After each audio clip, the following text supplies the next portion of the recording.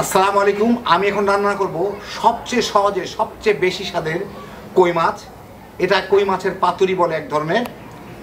জিনিসটা তৈরি করা যে এত সোজা, একবার না বানায় খালি বুঝবেন না। যারা মাছ রান্না করতে ভয় পান কিংবা কই মাছ পছন্দ করেন, একবার এভাবে বানায় দেখেন, যে কেউ রান্না করে ফেলতে পারবে। অসাধারণ স্বাদ। তো আসেন দেখি শুরু করা যাক। আমি এখানে 5টা কই মাছ ভালো করে কেটে ধুয়ে নিছি পরিষ্কার করে। ছোটো সাইজের কিংবা মাঝারি সাইজের বলতে পারেন। এখন আমি মশলাটা তৈরি করব। এই জন্য আমি এখানে দিচ্ছি প্রায় 1 কাপ পেঁয়াজ বাটা, 1 টেবিল চামচের মতো রসুন বাটা। এখন আমার লাগবে হলুদ, জিরা, মরিচ, তেল। তো আমি এখানে এসিআই পিওর ব্র্যান্ডের সব মশলা ব্যবহার করতেছি। আমি এখানে এসিআই পিওর হলুদের গুঁড়া দিচ্ছি 1 চা চামচ, এসিআই পিওর মরিচের গুঁড়া দিচ্ছি 1.5 চা চামচ, ঝালটা যার যার পছন্দ মতো। এসিআই পিওর জিরার গুঁড়া দিচ্ছি 1 চা চামচ, স্বাদ মতো লবণ। পরে খেয়ে দেখে নিব, আগে মশলাটা মিলাই নিই।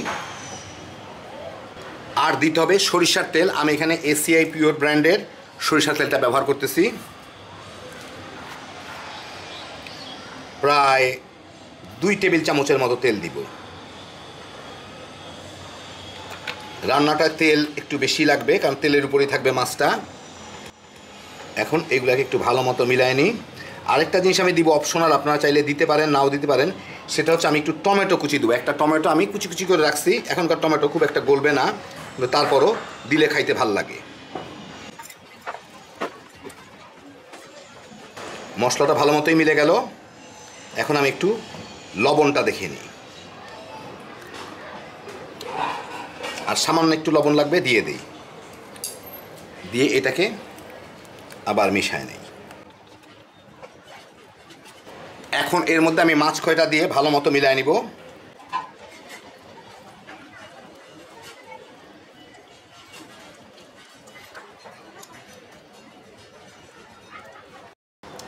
ভালো মতোই মাখা হয়ে গেল। এখন আমি যেটার মধ্যে বানাবো, এরকম আমি একটা টিফিন ক্যারিয়ারে বাটি নিয়ে নিছি, মুকালা মানে উপরে ঢাকনাওয়ালা। ওটার মধ্যে আমি এগুলোকে দিয়ে দিব।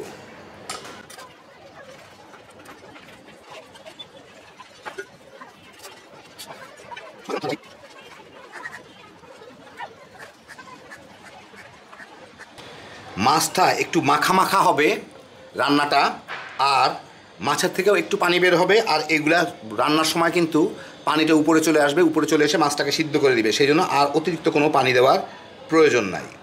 তো আমি এখন এটাকে, আর মাছ হইতে খুব বেশি সময়ও লাগে না। আমি এটাকে এখন এর উপরে আমি কয়েকটা কাঁচামরিচ, লাল মরিচ এগুলো ছড়াই দিব। ফ্লেভারটাও ভালো আসবে, দেখতেও ভালো লাগবে। এখন এর মুখটা ভালো মতো ঢেকে আমি ভাপে দিব। আমি এখানে একটা বড় সসপ্যানের মধ্যে কিছু পানি ফুটাই নিয়েছি, তার মধ্যে একটা স্ট্যান্ড লাগাই দিছি, আপনাদের দেখাচ্ছি। এই দেখেন পানিটা ফুটতেছে, স্ট্যান্ডটা আছে, পানিটা স্ট্যান্ডে কিন্তু নিচে আছে।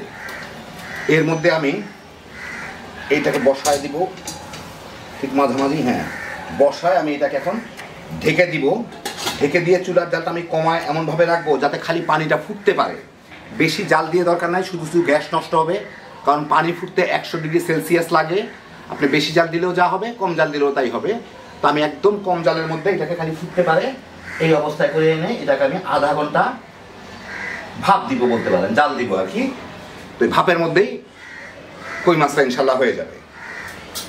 20 থেকে 25 মিনিট লাগে, কিন্তু আমি অতি সাবধানের জন্য 5টা মিনিট বেশি জাল দিব। তো আমি চুলার জালটা কমাই দিলাম, যদিও শব্দেই বাইরে থেকে বোঝা যাবে যে এটা ফুটতেছে কিনা। তারপরও শিওর হওয়ার জন্য আমি একবার এটাকে একটু উঠায় দেখে নিব পানিটা ফুটতেছে কিনা। এই দেখেন পানিটা ফুটতেছে, ভিতরে দেখা যাচ্ছে। মানে আমি যতটুকু কমাইছি ততদূরই আমার জন্য যথেষ্ট। খুব কম জালে রাখছি আমি, একদম লোতে। এখন এটাকে ঢাকা দিয়ে আমি আধা ঘন্টা জাল দিয়ে নেব, ভাপ দিয়ে নেব আর কি। আধা ঘন্টার উপর হয়ে গেছে, প্রায় 35 মিনিটের মতো। আমি এখন উঠায় দেখি কি অবস্থা। হ্যাঁ এখনো পানি আছে কিছু। আমি চুলার জালটা এখন বন্ধ করে দিব। এইটা একটু ঠান্ডা হলে তারপর খুলতে হবে। তো ঢেকেই রেখে দিই 10-12 মিনিট। ঠান্ডা হয়ে যাক, তারপর আপনাদের খুলে দেখাচ্ছি আমি। 10-12 মিনিট পরে এটা কিছুটা ঠান্ডা হয়েছে, এখন একটু খুলে দেখি।